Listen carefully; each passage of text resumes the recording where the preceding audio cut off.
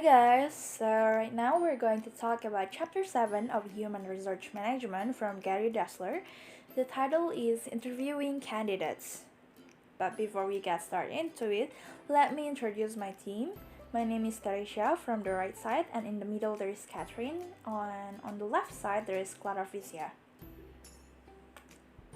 So the thing that we're going to discuss on this chapter is first basic feature of interview, second is how to avoiding errors that can undermine an interview's usefulness, and the third is design and conduct an effective interview. The fourth is employee engagement guide for managers, and the last one is developing and extending the job offer. So in this section on basic feature of interview, we're going to learn about the definition of interviews, types of interviews, interview format, interview contents, personal or individual interviews, and the last one is technology-based interview. So what is interview? So interview is a procedure designed to obtain information from a person through oral responses to oral inquiries. And there's three types of interview. The first one is selection interview. The second is appraisal interview. The third is exit interview. So selection interview is a selection procedure designed to predict future job performance on the basis applicants' oral responses.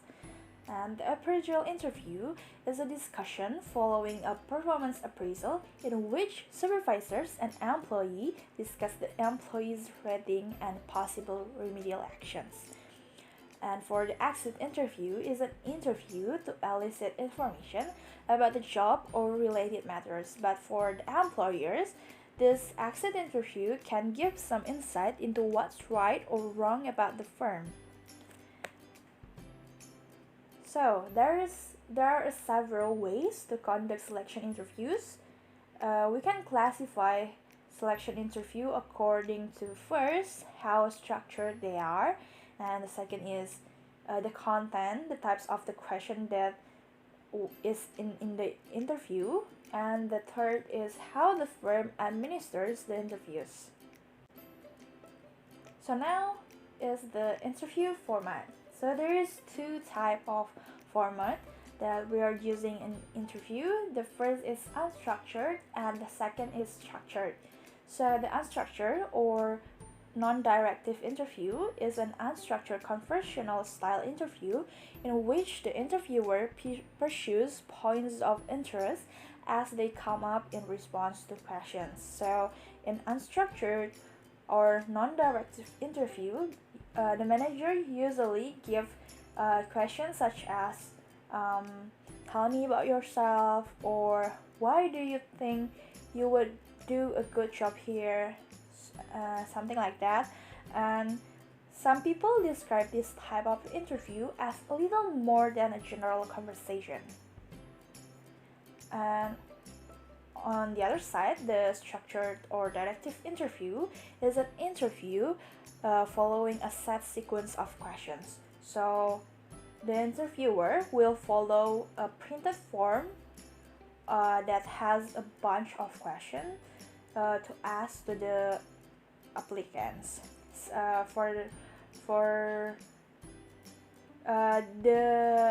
The form is to help the interviewer to evaluating the answer from the applicants. So basically, the structured interviews are generally the best. The reason is because the interviewers generally ask all applicants the same questions and tend to be more consistent, reliable, and valid. So standardizing the interview also will enhance the job relatedness. Okay, so now we're talking about the interview content. So we can also classify interviews based on the content or the types of questions that the interviewers give.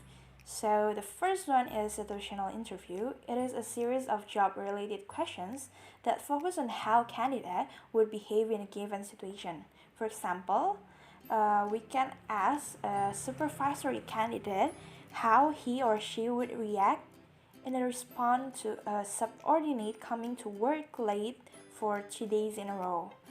So, in this situational interview, we want to know how the candidate would react to a hypothetical situation today or tomorrow. So, in situational interview, the question that given usually start with phrases such as suppose you were faced with the following situation, and it will be ended with question like what would you do. So, and then the next is behavioral interview. It is a series of job related questions that focus on how they reacted to actual situation in the past. So the interviewers want to know how the candidate would give a response or answer to a case that actually happened in the past. And in this behavioral interview, usually the interviewers will start the question with phrases such as can you think of a time when, and it will end it with the question what did you do. And the third one is job related interview. It is a series of job related questions that focus on relevant past job related behaviors. So the aim on this job-related interview is to draw conclusions about the candidate's ability to handle something that he or she been doing in the past that related to their past job.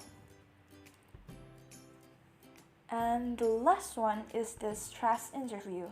Stress interview is an interview in which interviewer seeks to make the applicant uncomfortable with occasionally rude questions that supposedly to spot sensitive applicants and those with low or high stress tolerance. So the aim on this stress interview is to spot sensitive applicants and those with low or high stress tolerance. And in this stress interview, there is terms called the puzzle questions. So the puzzle question is when the recruiters will demanding an answer that is the interviewers will ask about one case that is unique and it needs the answer that has a unique thing to that. Usually they want the candidate answer it like out of the box. So puzzle question usually given to see how candidate think under pressure. Okay, so next is personal or individual interview. So in this section it's divided by 4. The first one is unstructured sequential interview.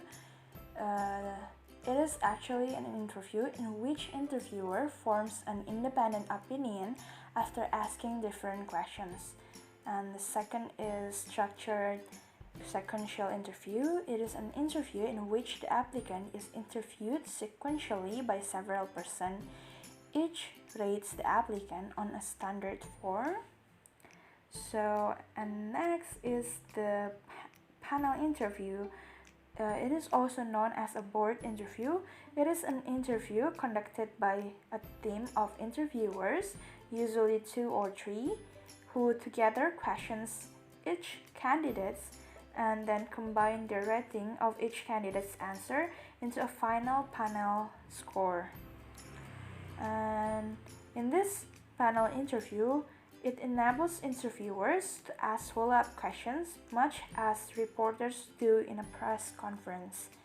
And the last one is mass interview. Mass interview is a panel interviews several candidates simultaneously. So, mass interview is mostly the candidate finding it the most stressful. And the last one is technology-based interview. So technology-based interview is divided usually by 3: phone interview, computerized selection interview, and web-based video interview. So phone interview is as usual, like the employers will ask the candidate by phone, and yeah, they don't have to see each other. So in this phone interview is usually like more relaxed, less stressful, because like the candidates doesn't have to prepare their appearance.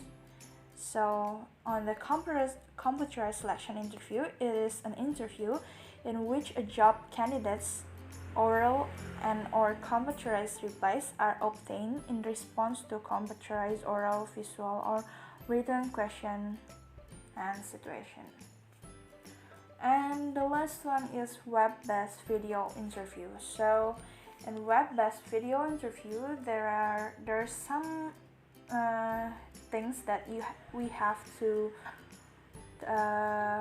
take a note when we're doing the web-based video interview. So the interviewees should keep in mind that they have to look presentable for this web-based video interview, and then they usually also have to make sure that the background is clean and make sure that there is no technical problem, and they have just to be relaxed, because it will be so obvious if they don't look relaxed. So yeah, I think that's all for this basic feature of interview. Thank you guys. Let's move on to the next section. So now we are going to discuss about how to avoid errors that can undermine an interview's usefulness. 3 things to have a successful interview. First, have a structured interview. Structured interviews are more valid than unstructured interviews for predicting job performance. They are more valid partly because they are more reliable. Second, interviews are better at revealing some things than others, so know what to focus on. Third, effective employment interviewers understand and avoid the following common interview errors. Here are the interviewing errors to avoid. There are first impression, not clarifying what the job involves and requires, candidate order error and pressure to hire, nonverbal behavior and impression management, the effects of interviewees' personal characteristics, and interviewers' advertent behaviors. First impressions or snap judgment. 85% of the cases, interviewers had made up their minds before the interview even began. First impressions are especially damaging when the prior information about the candidate is negative. In one study, interviewers who previously received unfavorable reference letters about applicants gave those applicants less credit for past successes and held them more personally responsible for the past failures after the interview, not clarifying what the job requires. Interviewers who don't have an accurate picture of what the job entails and what sort of candidate is best for it usually make their decision based on incorrect impressions or stereotypes of what a good applicant is. So, it is important for the interviewer to clarify what sorts of traits to look for and why before starting the interview. Next, candidate order error and pressure to hire. Candidate order or contrast error means an error of judgment on the part of the interviewer due to interviewing one or more very good or very bad candidates just before the interview in question. The interviewer may feel pressure to hire quickly. This contrast effect can be actual potential that the candidates have. In this case, we need to put the candidate in situations where they are more likely to show their true selves. Next, nonverbal behavior and impression management.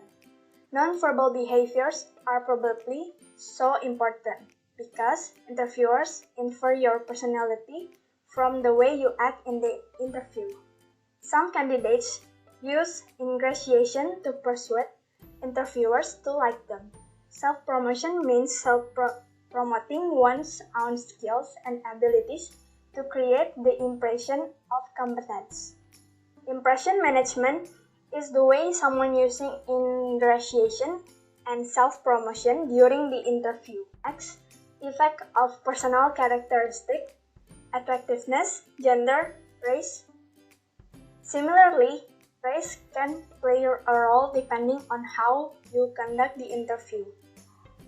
Interviewers' reaction to minority stereotypes are complex. In general, candidates evidencing various attributes and disabilities have less chance of obtaining a positive decision, even when they perform well in a structured interview. Next, applicant disability and employment interview. Discrimination that occurs in ethnic, racial, and religious differences in the world of work is something that cannot be denied. A person's disabilities can also be a negative stigma against the interviewer. Studies suggest that people who have disabilities tend to not be remembered in their interviews. According to the American with Disabilities Act, the interviewer must limit his or her questions to whether the applicant has any physical or mental impairment that may interfere with his or her ability to perform jobs' essential tasks. Note that the use of employment discrimination that testers makes non-discriminatory interviewing even more important. Having interviewers from different races is one of the best ways to overcome this problem so that interviewers do not only see from one point of view. Next, interviewer behaviors, inadvertent behaviors. Interviewers' behavior affects interviewee performance and rating. When interviewers have favorable pre-interview impressions of the applicant, they tend to act more positively toward that person. For example, smiling more, and another. Some interviewers play amateur psychologists and professionally probing for hidden meanings in what the applicant says. Okay, next, we will learn how to design a structured situational interview. First, we need to analyze the job. Write a job description with a list of job duties, required knowledge, skills, abilities, and other worker qualifications. Step 2. Rate the job's main duties. Rate each job duty, say from 1 to 5, based on how important it is to doing the job. Step 3. Create interview questions. Create a situational, behavioral, and job knowledge interview question for each of the job duties, with more questions for important duties. Step 4. Create benchmark answers. For each question, you can develop an ideal answers for good, marginal, and poor answers. For example, 10 is for good, 5 is for marginal, and 3 is for poor. Step 5. Appoint the interview panel and conduct interviews. Employers generally conduct structured situational interview by using a panel rather than one-on-one. Next, how to conduct an effective interview. Step 1. Know the job. You need to understand the job duties and what kind of manpower skills that you're looking for. Second, structure the interview. Structuring the interview will lead to a more consistent and job-relevant questions. Third, get organized. Hold the interview in a private place to minimize disturbance. Fourth, establish rapport. Put the person at ease. You can greet the candidate and start the interview by asking like questions such as, what is the weather? Fifth, ask question. You have to ask question that you have worked before. 6. take a brief, unobtrusive notes during the interview. By doing so, you may help avoid making a snap decision in early the interview. 7. Close the interview. And last one, 8. After the candidate leaves, review your interview notes, score the answers, and make a decision. Next, employee engagement guide for managers. You can take an example based on the Toyota way. Step 1. Value based hiring. It means clarifies its own values before it embarks on an employee selection program, whether based on excellence, continuous improvement, integrity, or some other. Value-based hiring begins with clarifying what your firm's values are and what you're looking for in employees. Second,